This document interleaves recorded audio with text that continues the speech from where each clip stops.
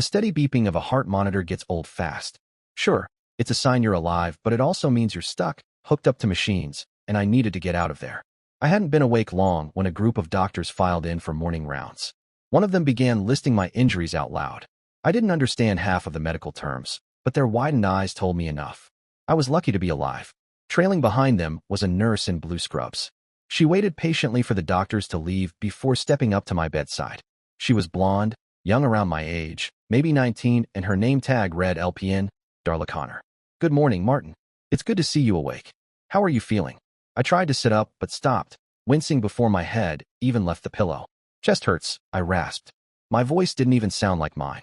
She gave a sympathetic smile, carefully holding a straw to my lips so I could sip some ice water. It helped ease the roughness in my throat, but swallowing still felt like swallowing nails. That's normal with cracked ribs, she said, tapping the cast on my left arm gently. We can keep your arm still, but not your chest. Breathing's going to be rough for a while. I just stared at her, the pain meds fogging my thoughts. Words were slow to come. How long? I asked, trying to keep calm. How long have you been here? She clarified. I nodded faintly. It's your third day in the hospital. First morning on this floor. You were in surgery, then intensive care. It was touch and go for a bit. You took quite a beating. 3 days. That hit hard. Is my sister here? Her brows lifted for a second, then she shook her head. No visitors on this floor yet. She might have seen you in intensive care. Visiting hours are short there. I tried to sit up again, but she quickly stopped me. Hey, lie back, she said firmly. Take it easy. Can you find out if she's here? I asked anxiously as she grasped my shoulders and gently, but firmly pushed me back down. Does she know I've been moved? Can you find out? I'll call down there and see, okay? And don't go making any more sudden moves like that without my help. There's a lot of stuff knitting back together inside you that you don't want to mess up, all right? I nodded weakly again as she stared down at me reproachfully. Eventually her expression softened just a little. Now, if you feel up to it, there's a policeman that wants to talk to you, to take your statement about what happened. Could he check on Sienna for me? I don't know, Martin, she said patiently. It can't hurt to ask him though. I tried and mostly failed to smile. It can't hurt any worse, that's for sure. She smiled briefly. All right, I'll see if he's still in the building. If I can catch him, I'll let him know you're awake. You stay still now, she said, shaking a finger at me for emphasis as she went out the door. I lay there feeling helpless, trying not to panic. This was the second time in a month I'd been knocked down trying to protect my sister. I was in a lot of pain, but I'd still take a beating any day over the emotional torment I went through the last time. I couldn't stop the damning thought from infiltrating my mind. You failed her again. Sometimes I wondered why Sienna's happiness was so important to me. To distract myself, I looked around, trying not to move my head too much. Standard hospital light green walls, an ancient television hanging from the ceiling, a tray on wheels to put meals on. Outside my door, a procession of damaged people was passing by. They looked to be patients circling the floor, rehabilitating from a variety of injuries. Some struggled by with crutches or walkers, determined to go it alone, while others were carefully shepherded by quietly encouraging hospital staff. The room must have been high up. The view out the window was of an anonymous rumpled fabric of gray clouds, as if my bed was slung closely underneath the folds of a giant brain. I could have been in Tibet or on the moon for all that showed me. Nurse Connor returned in only a few minutes, leading in a man wearing the blue uniform of the Syracuse Police Department. So much for Tibet. I looked up at him in surprise. I'd met him before. Hi, Martin, he said softly. Hi. Officer McConnell, I managed to get out. Call me Kevin, Martin. You know, we've got to stop meeting in hospitals, he observed, smiling sympathetically. I tried to keep his ruddy Irish face in focus, but seeing him was launching painful memories. They were erupting like rockets from the top of my spine, exploding just behind my forehead. Darla tells me you were asking about your sister. Sienna, right? I nodded as best I could. It was weird. My face seemed to be tingling. When was the last time you saw her? 3 days ago, downtown. I was barely able to get out the word downtown. It sounded oddly garbled, like I had a mouth full of marbles. Was that where you were assaulted? Before I could answer, Nurse Darla drifted back into my field of vision, cutting off the cop by moving directly in front of him. Her hazel eyes were boring into mine. I was trying to stare back, but my eyes seemed to be blinking a lot. Martin, are you okay? She demanded in a no-nonsense tone. Her face appeared to be expanding and contracting, like an inflating balloon resisting the unsteady breath of an asthmatic old man. She continued talking, but I was having trouble making out the words. I'm pretty sure she was saying my name over and over again. Some sort of harsh buzzer came on, and I was vaguely aware of a lot of activity surging around me. The sound of her voice continued to fade as I fell away into a well of darkness, leaving her calling to me from the surface until I fell out of sight. I am my sister's keeper. I didn't volunteer for the job, but I promised Mom I'd look after Sienna, so I do what I have to keep her safe. I do what's necessary. I love her. I can jog home from NSCC in half an hour. That's North Syracuse Community College. Not exactly Ivy League, I know. There's a shoe box in my closet full of letters from other schools, mostly from ones I hadn't even applied to. Northwestern, Columbia, Penn. Most came with scholarship offers from their math departments. I'm kind of a freak at math, but those schools would have taken me away from Sienna. I scheduled my classes so I could be out by noon. I wanted to take mostly math and computer science classes, but to be out early, I wound up with a pretty weird mixture of classes that were available earlier in the day.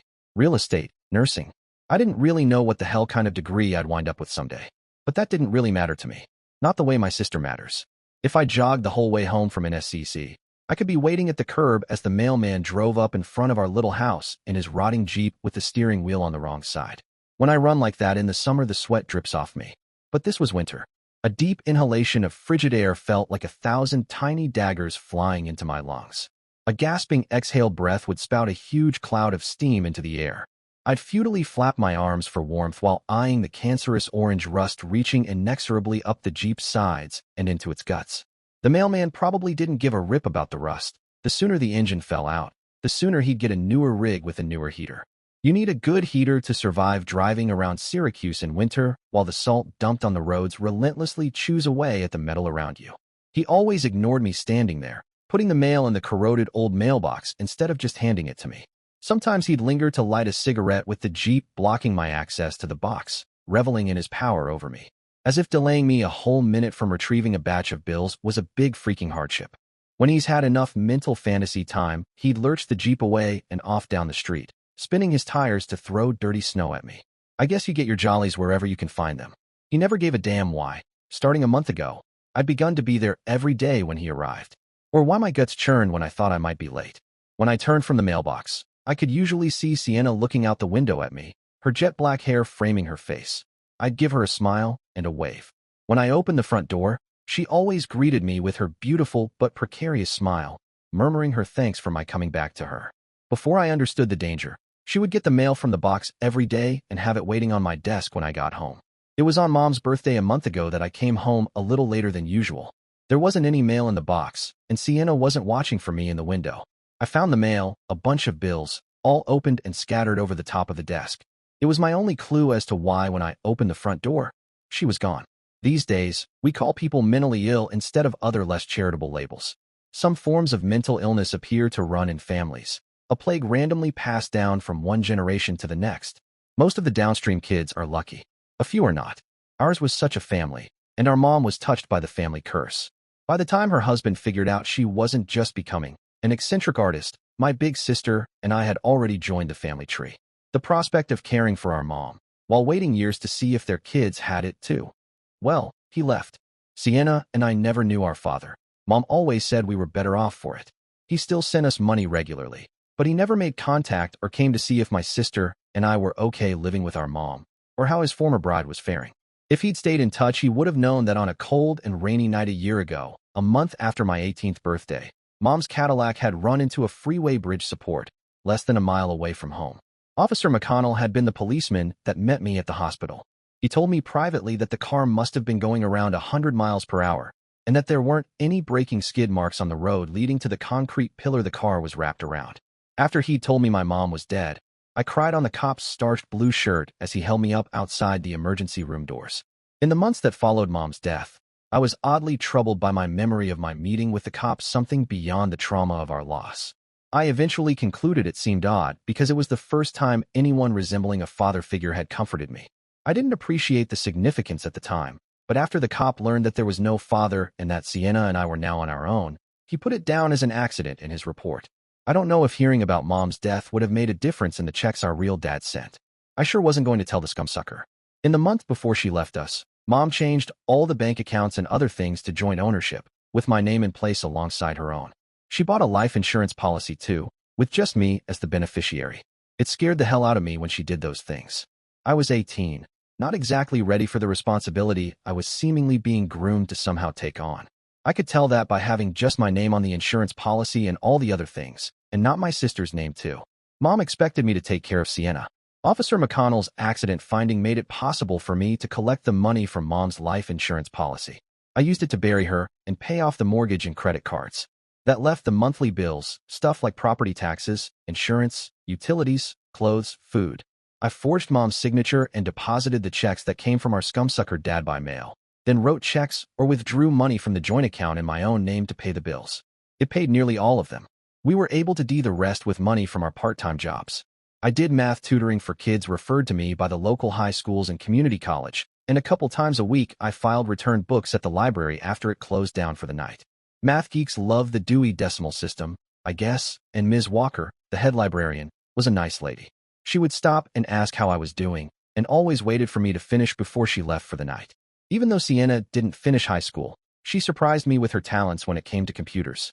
Kind of like me with math, I guess it was hard to say how or why it was second nature to me. I must not have been paying attention before Mom's death for it to be so unexpected. She could scan the most arcane product support manual on Earth and somehow managed to retrieve the tiny bit of information needed to solve a problem. One of the local PC support companies hired her as an escalation resource for when their staff couldn't figure out a customer's problem. They didn't call that often, but she still got paid each month for making herself available. So she seldom had cause to leave the house on her own, and the $1,000 she put into the bank every month really helped. In the aftermath of Mom's death, I used the quiet time at the library to study what had afflicted her. I read a lot of psychiatry books, hoping to learn what symptoms to watch for in Sienna and prevent it from progressing within her untreated, as it must have inside Mom. Psychosis in Stedman's Medical Dictionary is defined as a severe mental disorder, with or without organic damage, characterized by derangement of personality and loss of contact with reality and causing deterioration of normal social functioning. The problem with a definition like that is you don't know what normal social functioning is when you're still a kid. For a long time, I didn't know it was unusual for a mom to do things like write a play about girls at department stores offering fragrance samples, but were really aliens spraying us with chemical agents to steal our minds. Sienna and I used to perform her plays on a homemade stage in our basement, to an audience consisting of our mother and Ingrid, our confused wiener dog. I would always play the villain of the day, which could be anything from a cosmetic salesman to a CIA agent from Area 51. Sienna was always the heroine that miraculously saved the world against all odds. A trauma center nurse, a Navy SEAL, the sexy owner of a pharmaceutical company that makes vaccines, all sorts of things. Mom would watch our performances with anxious pride, praising us enthusiastically after the curtain came down. Later, she would take the script and a red pen to her bedroom. Sometimes she would emerge ecstatic about her revisions. Other times we could hear her weeping through the locked door, and she would apologize for several days afterwards about the screenplay that hadn't been good enough for her children to perform. As I grew up and began to hang out with friends from school, I came to realize how different my home life was compared to other kids. I began gradually opting out of Mom's inspired projects. I believe Mom let that happen because she still had Sienna. She and Mom were more like best friends than mother and daughter, and Sienna was always willing to go on new adventures with her. We didn't talk about it at the time, but I suspected she did that partly out of love and partly to ensure Mom didn't do anything to hurt herself. That was the main reason Sienna didn't graduate from high school. Mom asked her to stay home too much, or took her on road trips to Star Trek conventions and other gatherings of the weird and the wacky. They would drive off and be gone on an adventure for days, pulling off the road to sleep in the car along the way. They could do that because Mom's car had been a truly gargantuan old Cadillac. It was big enough that she could bundle Sienna in a sleeping bag on the backbench seat, and at 5'4", she wouldn't touch the sides with her head or her feet. It was so ridiculously big that while other kids played camp-out in tents set up in their backyards, Sienna and I played camp-out in that huge old beast of a car. While they were gone on their trips, out of necessity, I learned to take care of the family finances, the house, and myself. After Mom was gone, I began taking care of Sienna as well. After Mom died, a fragile routine slowly emerged as Sienna and I began building a new relationship. Before Mom's accident, we'd been leading pretty separate lives. After she hit puberty, Sienna didn't want to have anything to do with me. After I hit puberty, I didn't like her all that much either. So we struggled at first to find ways to help each other and love each other, now that we were on our own. We seldom talked directly about what happened to Mom. We both loved her in our own way and could make each other smile by sharing remembrances of her. But neither of us wanted to talk or think about how she died. If it came up at all in our conversations, we referred to it as when Mom stopped coming home. Pretty conspicuous, I suppose, but it hurt less that way. I suspected that Sienna secretly feared I would stop coming home without warning too. I could tell when that fear was close to the surface by the way her eyes anxiously followed me around the house. When I could see her becoming fearful or uncertain, I would speak soothingly to her, talking about our shared memories of our mom, of the happy times we spent with her, and how much we loved her. Often I wanted to reach for her, just to hug her and comfort her. But for whatever reason, hugging hadn't been part of our household norms growing up. Even after Mom died, Sienna would still visibly flinch if she saw me reaching for her. So we'd sit on either ends of the couch, or across the kitchen table, talking awkwardly, slowly getting to know each other beyond just being siblings. More than worrying about me leaving her, Sienna's biggest fear was that we'd run out of money and wind up on the streets. In addition to being a frustrated playwright, Mom had been an abstract painter of some note in the Syracuse art community, and used to sell a few paintings a year for good-sized commissions. Whenever one sold, it was a time of joy for us. When she stopped coming home, we lost that part of our household income. Sienna's heightened fear about money was at least partly my fault. The night before she unexpectedly left the house without notice, I'd been fretting over bills.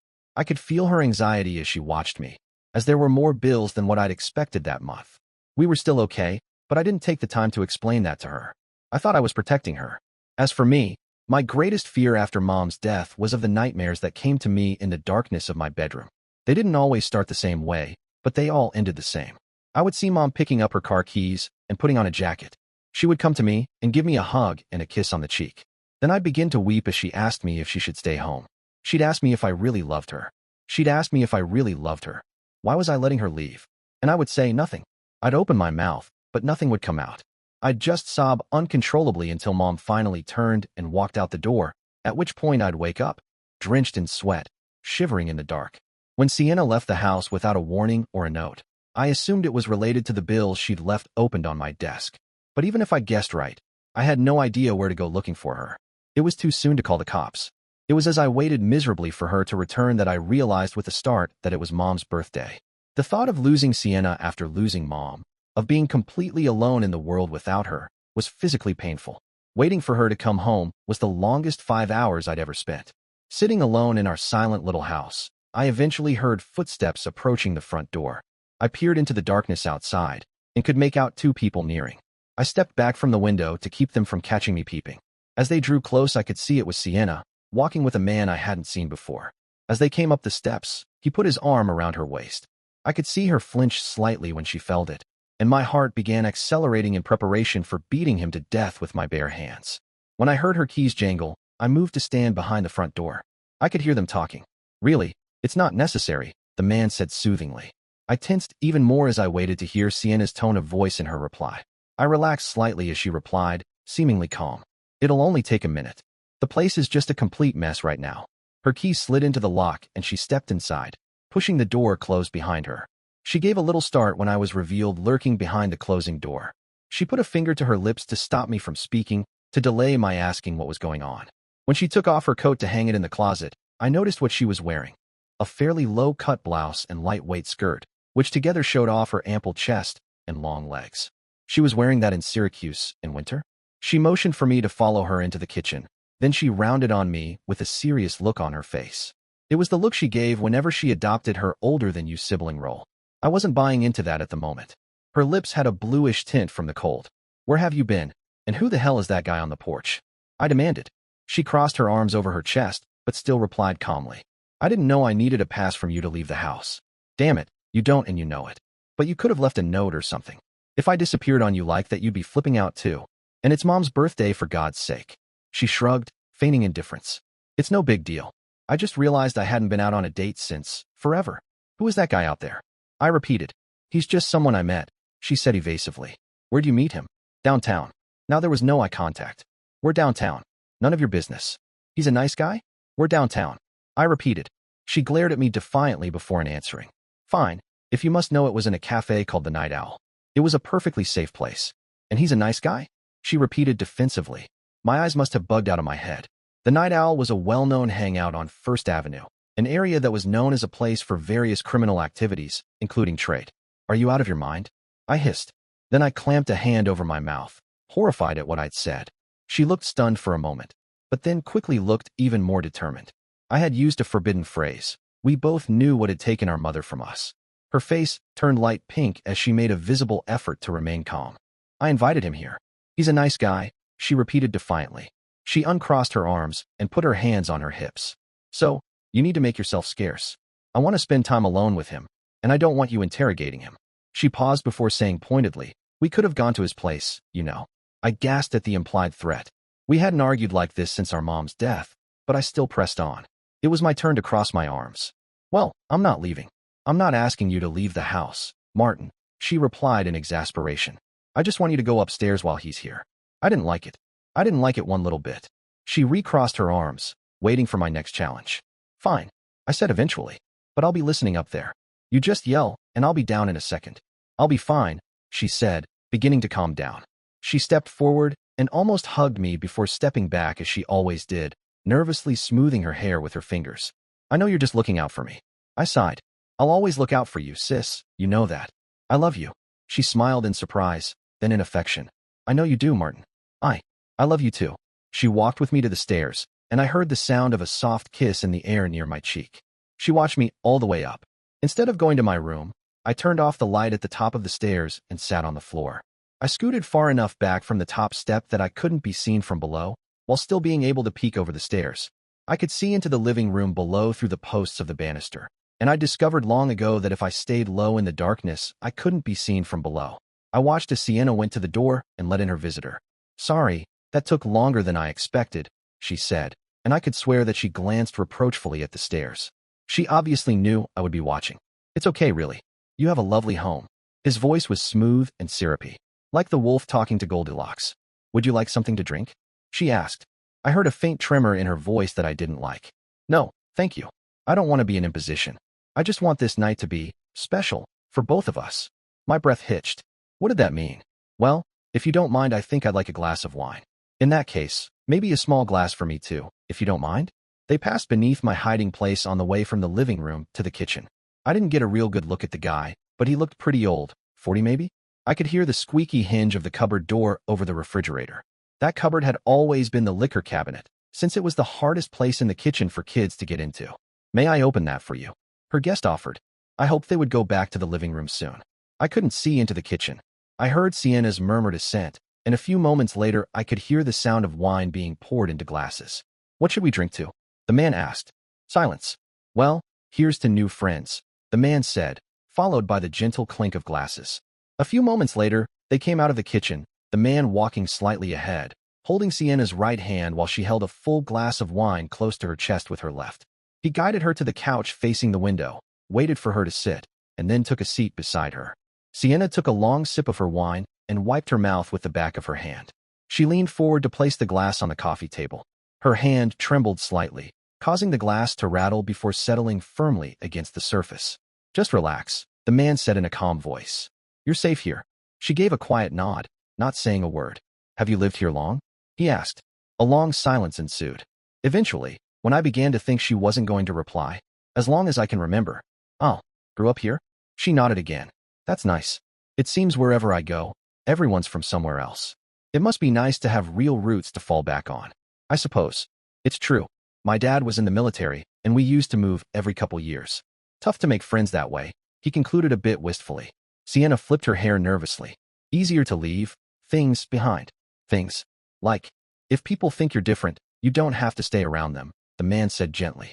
You can leave them behind and start over somewhere new. I cringed. Was she talking about Mom? Or me? Surely, she knew I loved her. At least now, didn't she? The man smiled softly. You don't even have to move to start over. You just make the decision and don't look back. Even if it's family? Sienna asked in a low voice. Maybe she thought I couldn't hear her, but I could. Why would she say that? Somebody once said that family are the people who have to take you in when you show up. But the truth is, you can create your own family if you need to. That sounds nice. I tried to keep listening, though I struggled to fight back tears. Was she talking about moving on from Mom's death? Or had I hurt her somehow? They sat quietly for a while. Then, the man gently took one of Sienna's hands in his. May I? He started to ask.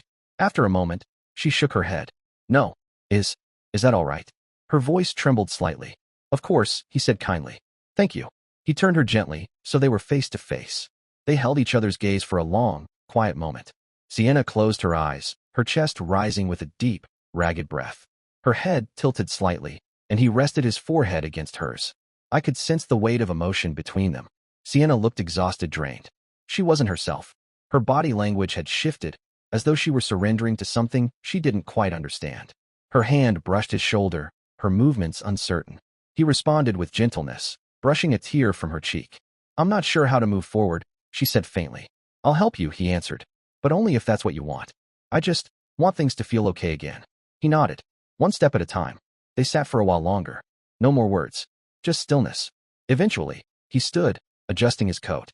Before he left, he placed an envelope gently on the coffee table. "Thank you," he said quietly. Then he walked out without another word. I sat frozen, unable to move. Sienna rose on unsteady legs. She picked up her things and held them tightly against her chest. With quiet resolve, she picked up the envelope and came up the stairs. She found me where she expected, sitting there, overwhelmed. Wordlessly, she handed the envelope to me. Her expression was a mix of sorrow and determination. I couldn't look away. "Don't blame yourself, Martin," she said. "I did it for us." "For us?" I asked, stunned. "Yes, so you don't have to worry about the bills anymore. So we can stay together." I stared at her, hollow. She turned toward her bedroom, pausing at the door. "I'm sorry if I've hurt you, Martin. But I love you." Then she closed the door behind her. I opened the envelope. Inside were 20 crisp $100 bills. The nausea hit fast. I barely made it to the bathroom before collapsing, overwhelmed by everything.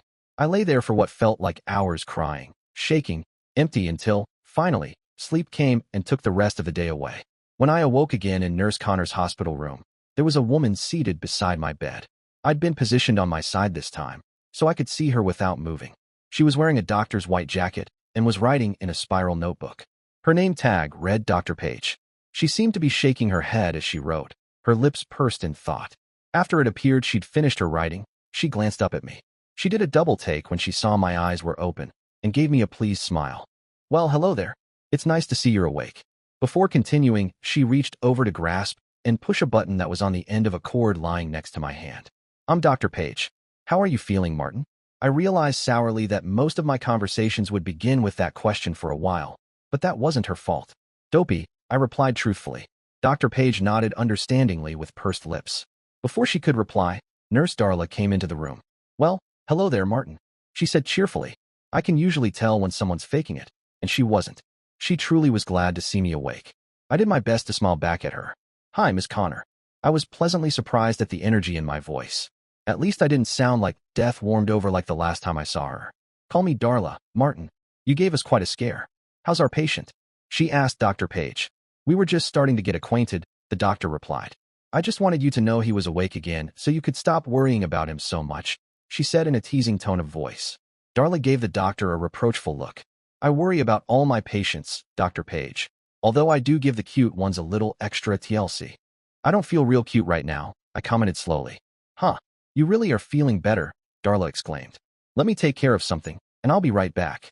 Before she left, she leaned down a bit and said in a stage whisper, "Do you remember me yet?" I looked at her in mild surprise. But now that she mentioned it, she grinned at me on her way out the door. "Have you met Darla before?" asked Dr. Page. "She does look familiar. I can't place where I know her from, though. I'm sure it'll come to you. Now then, have you had your bed raised to a sitting position yet? It might be more comfortable for you while we chat." "Not yet, no. Why don't we try it when Darla gets back, if she'll let us? She seems to be pretty protective of you." Dr. Page then took on a sly expression. "Let's just test that theory for fun, shall we?" She came to the side of the bed where Darla had been standing and bent over slightly, reaching under the side of the bed, her back to the door. "Give me a wink when she comes through the door," she said impishly. A few moments later, Darla came in, and I gave Dr. Page the signal. "I've never worked one of these new beds before, but I'm sure I can figure it out by trial and error," she said casually. "Don't touch that," Darla exclaimed in alarm. She rushed over and actually grabbed the doctor's wrist. Then she noticed that both of us were grinning at her. "What?" she asked guardedly. "Oh, nothing," Dr. Page replied, sounding just a little smug, "just testing out a theory." I marveled at the doctor's ability to read people so quickly. "Whatever," the nurse said dismissively. "Just don't go adjusting his bed unless I'm here." Got it," she replied reassuringly, not objecting at all to the nurse telling the doctor what to do. "Do you think it would be safe to raise Martin's bed to a sitting position?" Darla considered the question carefully. "All right, but I'll do it." "Of course," the doctor replied graciously. "And you?"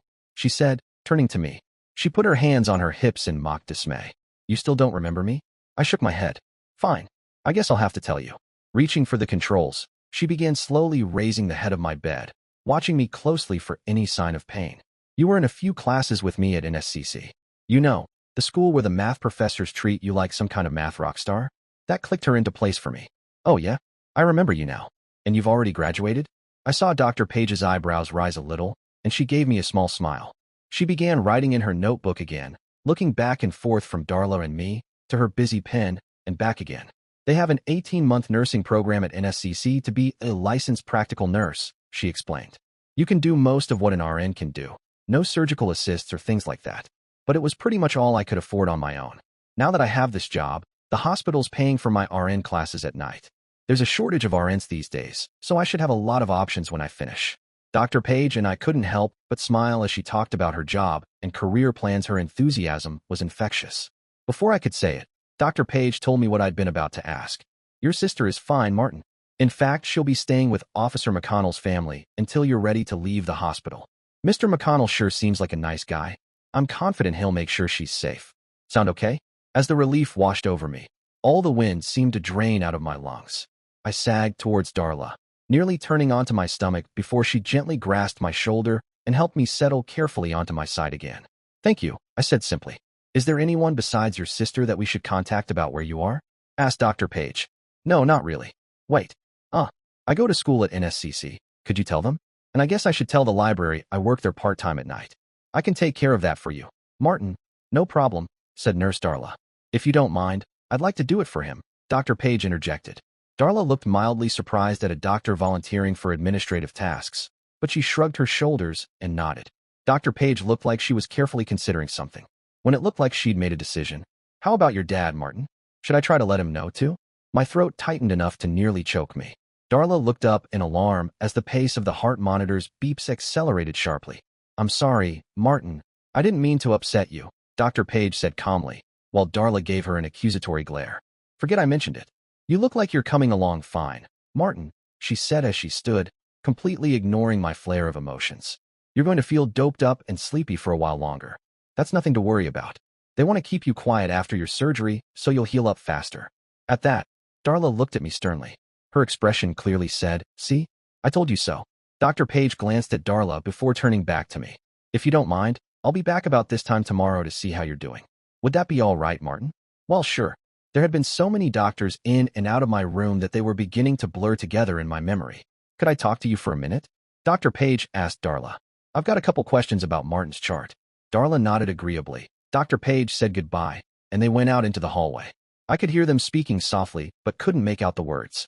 What I could hear was the soft buzzing of the fluorescent lighting and the eternally annoying heart monitor's incessant beeping. I was trying to catalog other sounds around me, fighting to stay awake until Darla returned. It seemed like she was gone for quite a while. I was nearly out when she came back through the door. She didn't seem as perky as she had been when she left, but as she saw me looking at her, she gave me a soft smile. She walked to me and reached over to fluff up the pillow under my head. When she didn't speak, I began to worry. Am I going to be all right? She smiled reassuringly. Yes, Martin, you're going to be fine. I could tell earlier that she had been sincerely happy to see me awake. I could see now that there were things hidden behind this new kind of smile. I was losing the battle for consciousness. I looked into her pretty hazel eyes while I drifted off, and lazily hoped that whatever was lurking behind her smile wouldn't kill me. As promised, Dr. Page was back to see me the next day, just in time to see Darla taking away my lunch tray. I thought I saw a look of apprehension from Darla, but it was fleeting. I could have been mistaken. It's good to see your appetite is okay, Martin, the doctor said when she saw the empty plates. Yeah, I'm feeling a little better, I replied. They've cut back a little on his medication, too, Nurse Connor offered. I'm glad to hear that. So, are you feeling well enough to talk to me about some things? Sure. What kind of things? Well, she began, moving to the foot of my bed. Whenever someone has a head injury like you've had, we like to do some assessments. We just want to be sure there aren't any lingering effects before you leave the hospital. A lot of it'll just be conversation. I'll ask you about things in your past, how you came to be at the hospital, that kind of stuff. A lot of it will be just checking out your memory and clarity of thinking. Oh, well sure, I guess that's okay. Good. It shouldn't take too long. But Martin, she said cautiously, we may talk about things that could be painful for you. Like, when I was here yesterday. Darla looked sharply at her, unconsciously taking on a protective posture between the doctor and me. Her eyes darted to the heart monitor, but this time the beeping remained constant. It's all right. I said, trying to reassure Darla more than respond to the doctor. I know you didn't mean to, but you kind of snuck up on me yesterday. I paused and looked out the window. Some things you just try to put out of your mind, you know? It doesn't do any good to think about it. When you brought up my dad, it was kind of a jolt. Anyway, I've never even met him, so there's no point trying to get him to come and see me. I'm very sorry, Martin. She went to the bedside opposite Darla and pulled up a chair. Now, don't worry if you can't remember everything perfectly, okay? She said earnestly. Nobody can do that. So don't think there's something wrong if you have to say, I don't remember, or I'm not sure. It's okay. Okay, I said cautiously. Not knowing what she was going to ask made me nervous. I did my best to push the irrational fear away. We'll start with something recent, and then we'll go back from there. I nodded. Do you remember how you came to the hospital? She began, pen poised over her notebook. No. The first thing I remember was waking up and seeing a dozen doctors staring at me. Dr. Page looked over my bed to Darla with a raised eyebrow. The nurse smiled. He's talking about morning rounds. I think they found him. Interesting. I see, Dr. Page said with a small smile. All right, she continued. Then what's the last thing you remember before you woke up in the hospital? Hey, that's supposed to be my line, protested Officer Kevin McConnell as he came in the door. He was wearing blue jeans and a University of South Carolina sweatshirt instead of his police uniform. Good morning, Dr. Page said cordially as she rose to shake his hand. I'm the cop assigned to Martin's assault case, Kevin replied, gesturing apologetically to his casual clothing. I remember, Dr. Page assured him. Darla let me know you plan to be here now, so I thought it might be easiest on Martin to combine our interview time with him. That's fine. Is Sienna here? I interrupted. Sorry, Martin, Kevin replied with a glance at Dr. Page. My wife was called into work this morning, so your sister's watching our kids for us. But I'll bring her over this afternoon. All right then, Dr. Page said briskly, let's get to it. The cop nodded and also became all business, pulling a small notepad from a back pocket. All right, Martin, he said soberly. Tell us what happened. I took a deep breath. I was looking for my sister. It's been pretty tough for both of us since our mom died. But Mom and Sienna were really close, like best friends. Sienna's acted frightened. I guess would be the best word for it, ever since the accident. Is she afraid of anything in particular? Dr. Page asked gently. I shook my head, trying to come up with a good description. I think mainly she's afraid of being alone, with no place to go. So she's afraid when I leave the house that I won't come back. You know, like Mom did. And she worries that without Mom we'll run out of money. That's understandable, Dr. Page observed. Some people deal with something as traumatic as losing a parent in ways that you can see. Some internalize their reactions. When she stopped speaking, I could feel 3 pairs of eyes examining me closely. Dr. Page in particular was looking at me like a bug under a microscope. Hey, I'm all right, I protested. Dr. Page shrugged. Sorry, Martin, you're the one in the hospital, after all. But let's get back to what happened the night you were injured. It's more your short-term memory we want to take for a test drive. Okay, well, a month ago we were a little low on money, and it was Mom's birthday. Sienna got pretty emotional about it. She left the house without telling me where she was going, and that really freaked me out. She'd never done that before.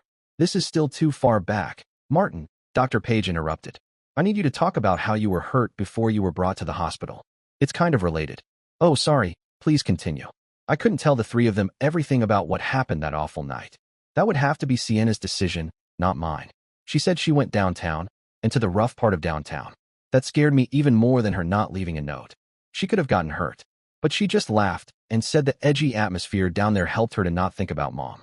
It did seem to have cheered her up the next few days, but it nearly gave me a heart attack. I paused to see if they were buying my sanitized version of that night. It seemed like they did, though the cop's face was impossible to read. Job requirement, I thought. I took a deep breath and continued. 4 days ago was a year since Mom died. I had to pause to compose myself. I hadn't realized that, Kevin commented softly. I offered to stay home from school with Sienna, so she wouldn't have to be alone, thinking about it all day. But she convinced me she was all right. I sighed again. But when I got home, she was gone, just like a month ago. No note, no nothing. There was no way I was going to sit at home like the last time, hoping she'd come home safe and sound. No way, I said grimly. That's why you went downtown. To look for Sienna?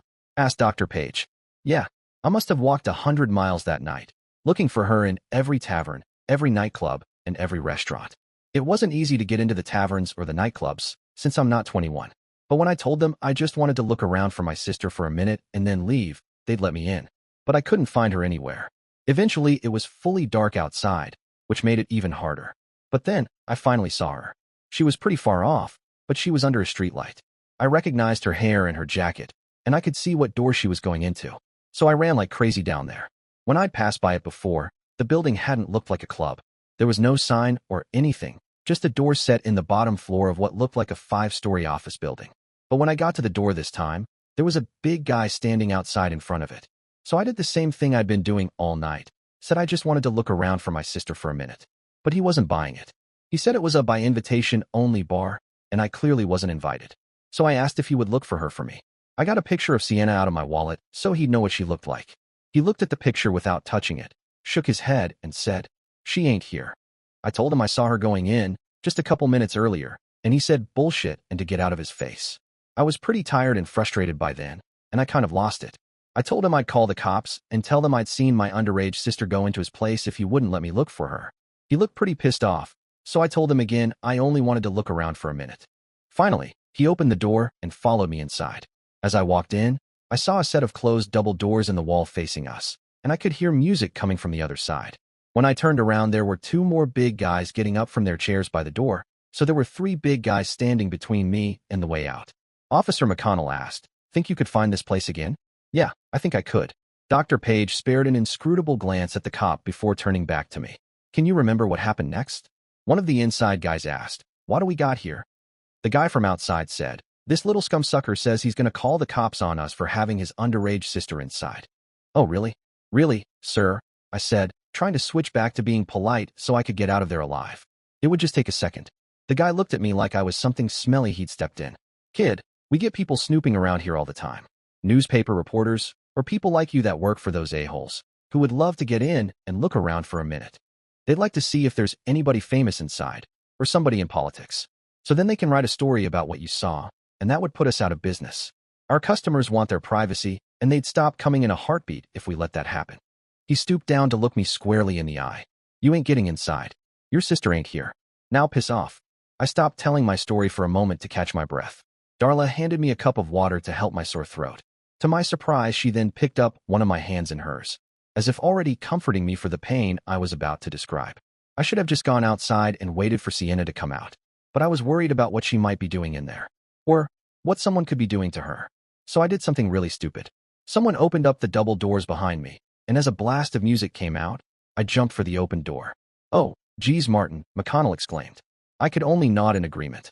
One of them grabbed at me and caught my jacket, and I tried to shrug my arms out of it. But I think I hit the guy in the face with my elbow. The cop sucked in air through his teeth. "So, then what happened?" Dr. Page asked urgently. I squeezed Darla's hand.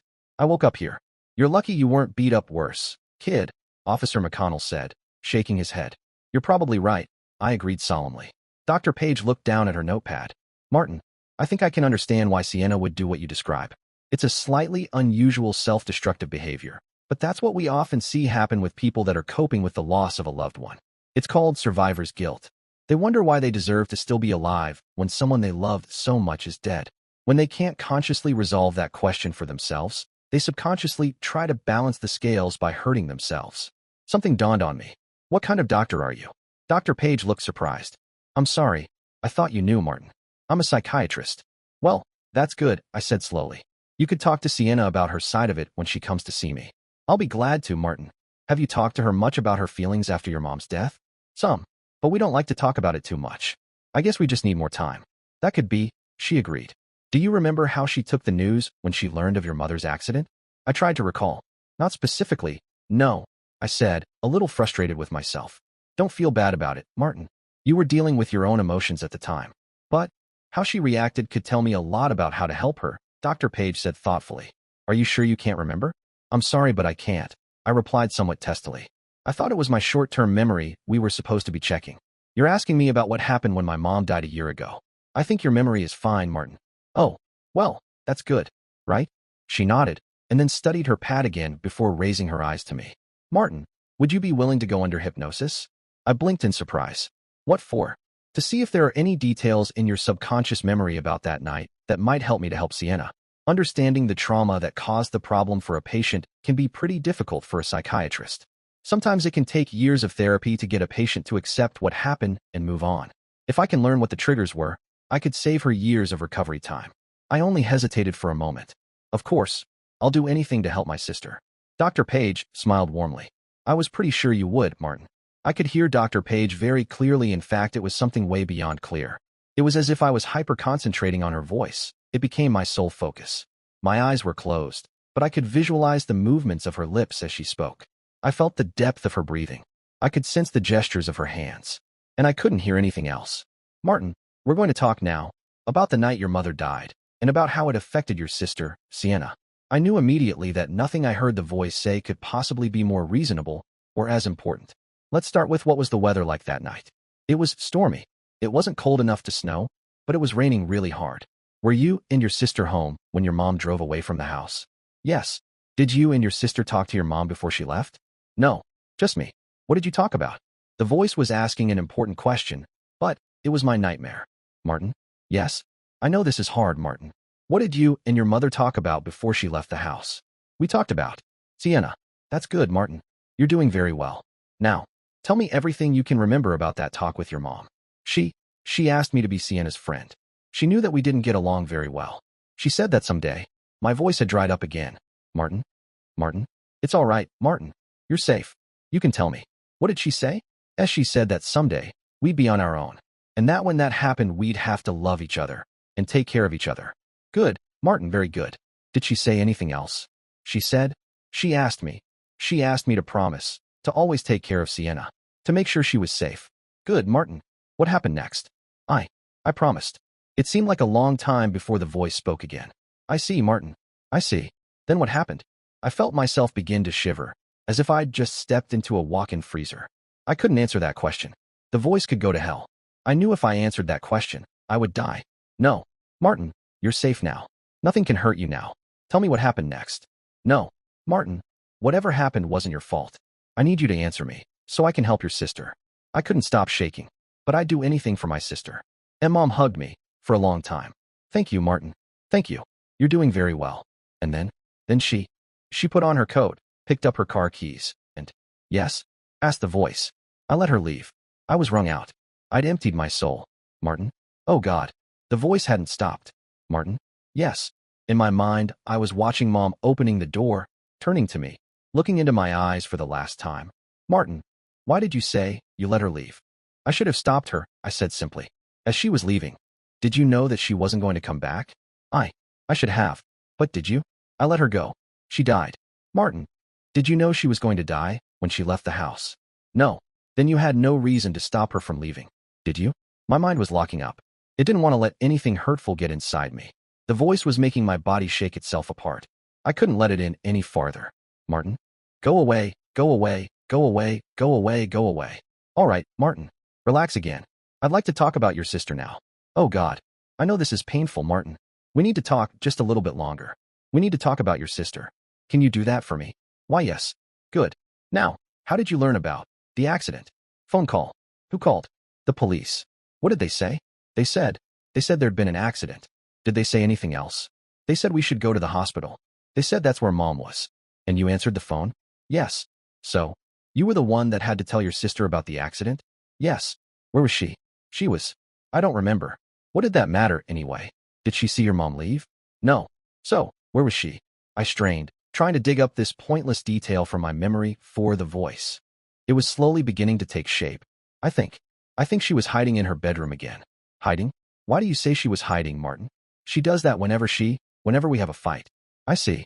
You had a fight with your sister that night. Go away, God damn it, go away. Martin? Yes. Martin? Yes. You had a fight with your sister? Yes. Before your mom left? Yes. What did you fight about? I strained again. It was about the guy she'd just started dating. Tell me everything you can remember about the argument. I knew the guy back in high school. He's a sick creep. He always goes after girls who are, well, innocent. Innocent how, Martin? He targets girls who are naive, who don't see people like him coming. That's the only reason he was interested in Sienna. And you told Sienna that? That the only reason he was dating her was because he thought she was easy to manipulate? Yes. I see. How did she feel about him? She thought she was in love with him. So, it must have been a pretty big argument. I was protecting her. Yes, of course you were, Martin. The voice was still for a while. Martin, tell me what happened with Sienna after the hospital called about your mom being in the hospital. I went to her room and told her. I see. Was her bedroom door open or closed when you got there? What? I strained again. I think it was open. Good, Martin, good. Did she usually leave her door open after the two of you had an argument? No. That's all right, Martin. I'm trying to understand your sister's state of mind. What was she doing when you came into her room? I'm not sure, I said in frustration. I was frustrated with my memory and frustrated at being asked to remember things of no consequence. Try again, Martin. Try to remember. I tried. I couldn't. The gentle monotone of the voice was getting louder, as if trying to force its way into my head. Martin, maybe she was somewhere else when you went to her bedroom to tell her about your mom. So you told her somewhere else. I guess so. Was there anywhere else your sister would go when you quarreled? When she was upset? The voice finished the question with a surprising crescendo, but it had to in order to be heard over a new competing noise. It was also rising in volume, but was much higher pitched and seemed to be filling the entire world. With a start, I realized it was coming from me. I was screaming. My mind was turning on itself, destroying itself, killing itself. I don't remember if my answer to the voice's question came before, during, or after my scream of agony. Sometimes when she wanted to be left alone. Sienna hid in the back of Mom's car. Martin, go away. Martin, wake up. Dr. Pages and Officer McConnell aren't here. It's just me, Darla. Get the hell away from me. Martin, can you hear your heart monitor? So what? Can you hear how fast it's going? I kept my eyes tightly closed, but I grudgingly tried to tune into it. The beeps were so close together, the monitor sounded more like a siren than a string of discrete sounds. They gave you a sedative, and it slowed down for a while before it shot up again. So they gave you another kind of sedative, and the same thing's happening. They're going to come back and give you some more narcotics pretty soon. So what? Please try to calm down, Martin. I saw you do it before. I'm worried they're going to keep trying things that won't work until your heart is damaged or your brain is. Please, Martin. I felt her hand land gently on my shoulder. I nearly lashed out her, and I'm sure she felt the violent contraction. But my hands remained by my sides, and I realized my wrists were tied to the rails of my bed. So what? I said again. She only rubbed my shoulder by way of an answer. I slowly opened my eyes. She was hovering over me, her face anxious, eyes locked on mine. You knew, didn't you? I said accusingly. You knew, and you didn't tell me. She averted her eyes for a moment. We didn't know until Officer McConnell came to see you, Martin. He knew what happened a year ago. So when I told him you wanted his help to contact your sister, he knew, and then we knew. Something was seriously wrong. She's dead, isn't she? I asked miserably. Her eyes sad. She nodded. I'm so sorry, Martin. She looked at the heart monitor again, and I could see her heave a sigh of relief. The siren was steadily becoming slower, sounding again like an annoying flow of discrete beeps. Thank God, she breathed. I was surprised at the apparent depth of her feelings. Darla, why didn't you tell me? We told the doctors here, and they arranged to have Dr. Page come see you. She told us not to confront you with news of your sisters. She looked like she was searching for the right words to say. She pursed her lips and shook her head. Dr. Page was worried you couldn't stand the shock. She wanted to wait at least another day, so you'd be physically stronger. And she wanted to learn as much as she could about your situation before telling you. She said if we just told you straight out, it was almost certain we'd never know for sure how this had happened to you, which meant you might never fully recover. We both looked up as Dr. Page came through the door. Hi, she said with a smile, heading for the bedside chair opposite Darla. I looked at her guardedly. Her ability to steer my mind wherever she wanted it to go made me instinctively distrust her. How are you feeling, Martin? I stared back at her defiantly, my teeth tightly clenched. The doctor looked a question at Darla. His heart rate was off the charts, 2 separate times, she reported.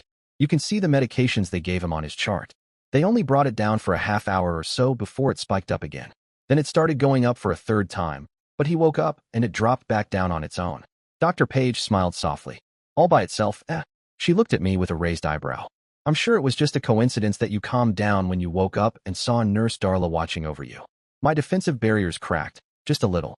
Maybe, I conceded. Darla tried to look impassive, but I might have seen a smile in her eyes.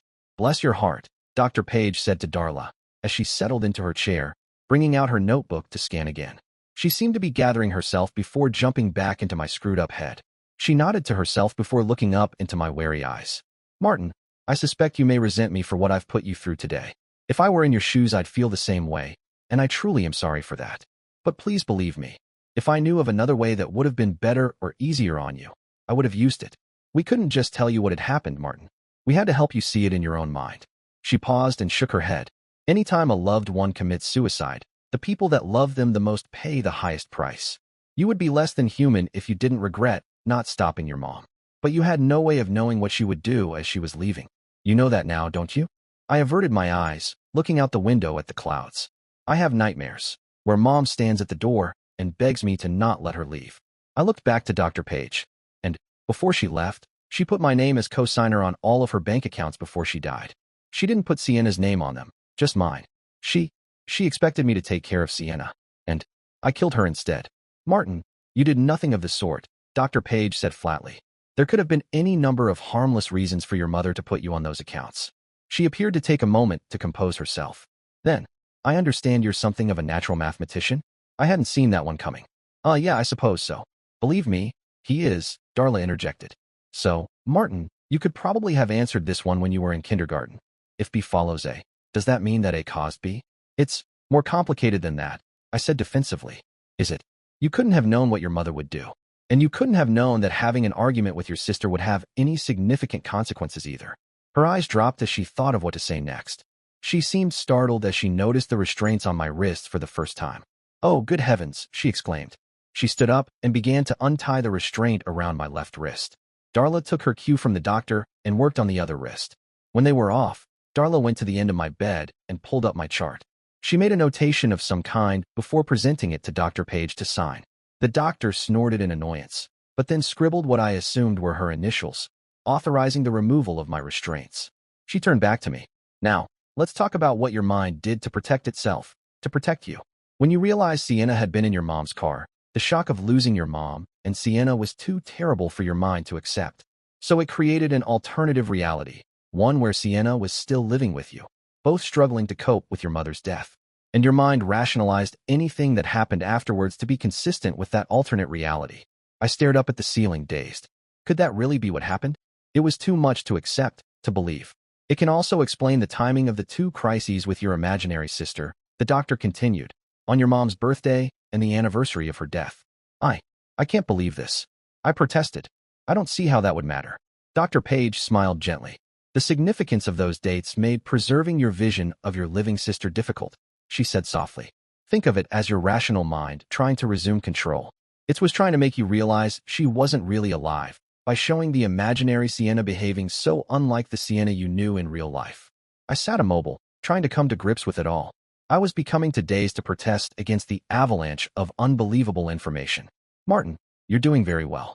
Struggling to come to grips with something like this is understandable. And we're not done yet. You're kidding, I gasped. She smiled. Nope, I'm not kidding.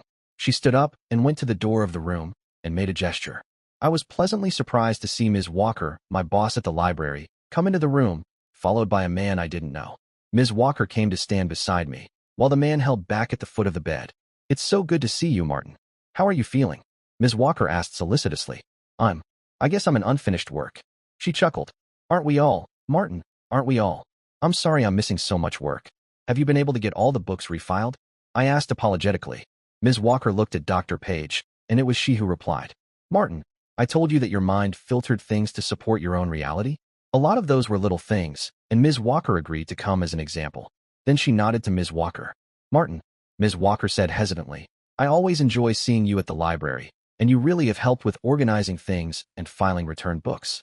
But when Dr. Page called to let me know you'd be missing work, I explained to her that it's a volunteer role, Martin.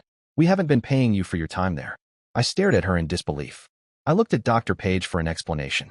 This is an example of how your mind found ways to explain things that were incongruent with your sister being alive. How does my library job, really being volunteer work, have anything to do with Sienna? I think there were a couple things going on, she said carefully. You were seeing deposits into your bank account that you couldn't explain. And I suspect you needed some rationalization for what Sienna would be doing every day while you were in school. Did she have a job of some kind as well? I nodded. She had a job with a computer repair company. You see, Martin, your mind dealt with the new income by attributing it to a part-time job for you and a job for your sister too. But where has the money been coming from? Dr. Page took a deep breath and looked at the man standing at the end of my bed. He gave her a nervous smile and nodded. This will be a hard one for you to deal with, Martin. You may want to either shut down or scream at me. I really need you to listen to what I say and stay with me as I help you work through it. Can you do that for me? I'll try. Okay, Martin. She turned to look briefly at the man before turning back to me. This is your father. I was stunned, and instantly, I was incredibly angry. Hello, Martin, the man said cautiously. Get the hell out of here. He instinctively took a step backwards when I screamed at him. Martin, listen to me, please, said Dr. Page. You left us. You don't give a damn about us. I was going to keep screaming until the son of a bitch was driven out of my sight. I felt something touch my hand, and my first thought was my wrists were being put in restraints again. But instead, I saw that Darla had taken my hand in hers. I looked up into her eyes, and my next scream died on my lips. She looked at me calmly, caringly. My body was still vibrating with the aftershocks of my rage as she raised her other hand to briefly touch my cheek. Breathe, she murmured softly.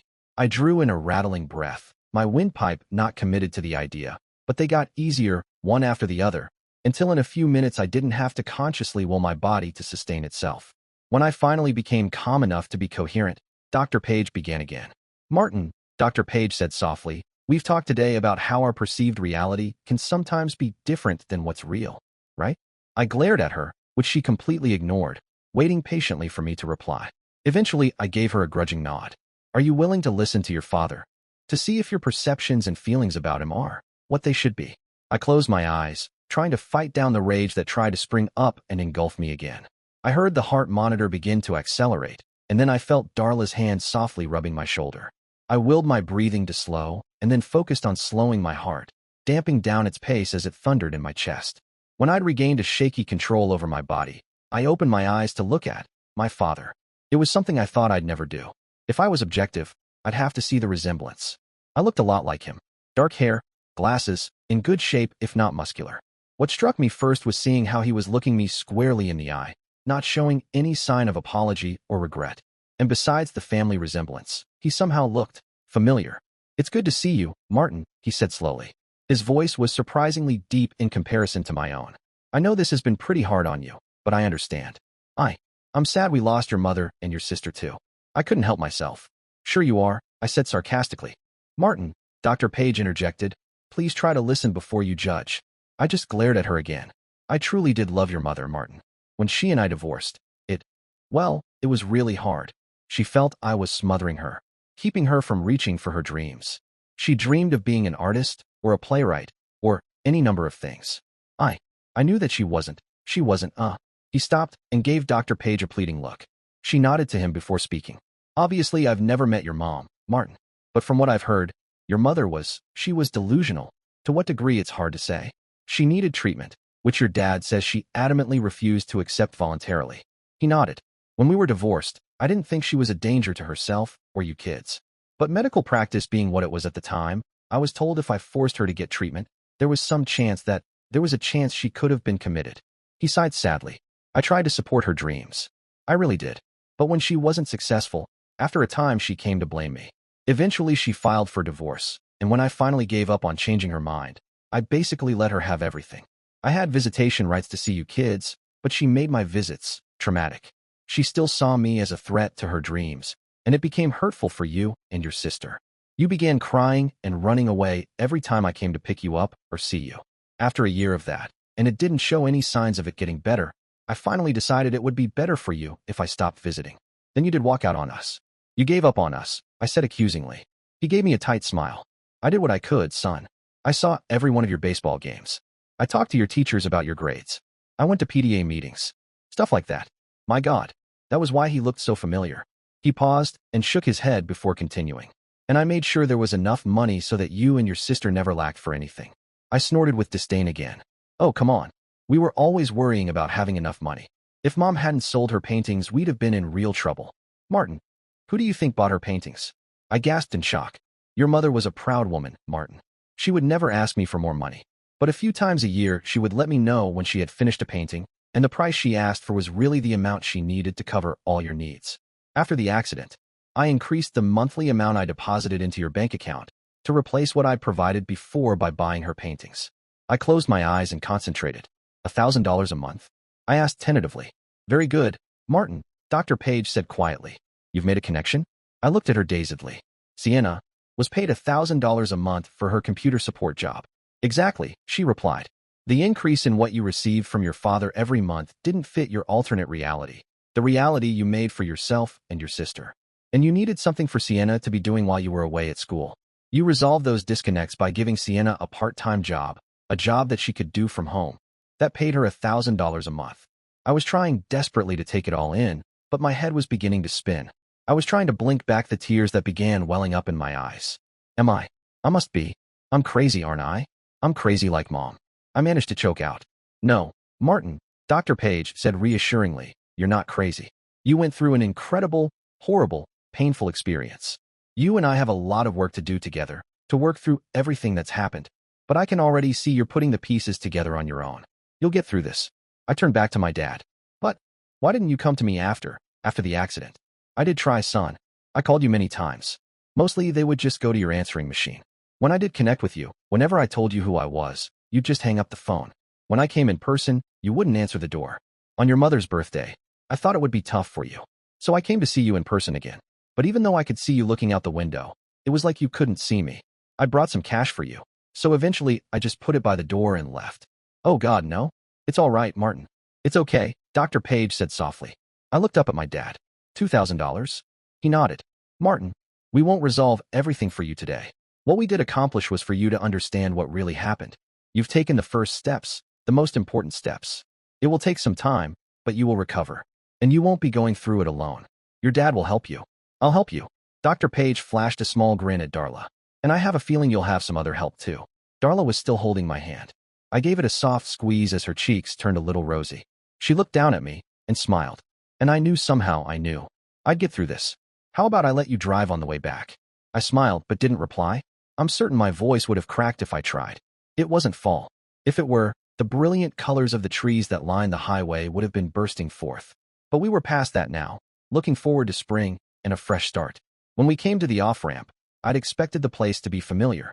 I knew I'd been there before, but I didn't remember anything about it now. We drove slowly, looking for the right turns to take. Eventually, we pulled to the side and stopped. Ready? I nodded, and we got out of the car. It was a fair distance from the road, and the frozen grass sounded like gravel as it crunched beneath our feet. When he stopped, I turned to follow his gaze. The tombstone was wider than most, as I'd expected it to be. They were together, as they had been so much in life. The family name was engraved as an overarching canopy for the two names beneath it. At the bottom was inscribed, "Blessed are the pure in heart, for they shall see God." Matthew 5 verse 8. As I read the words in between, Dad put his arm around my shoulders. Here lies Lydia, beloved wife and mother. Here lies Sienna, beloved daughter and sister. I cried, with no thought of trying to contain my tears. I needed to cry. When I turned to embrace my dad, I saw tears running freely down his cheeks too. We eventually released each other and wiped our eyes. I wanted them back in my life again. But surprisingly, as I looked at them at rest together, my feeling in their presence was of peace. I love them so much, I said, my voice surprisingly steady. I know, son. I know, my dad said softly. And I think they know it, too. Dear listeners, please share your thoughts in the comments section below and don't forget to like, share, and subscribe.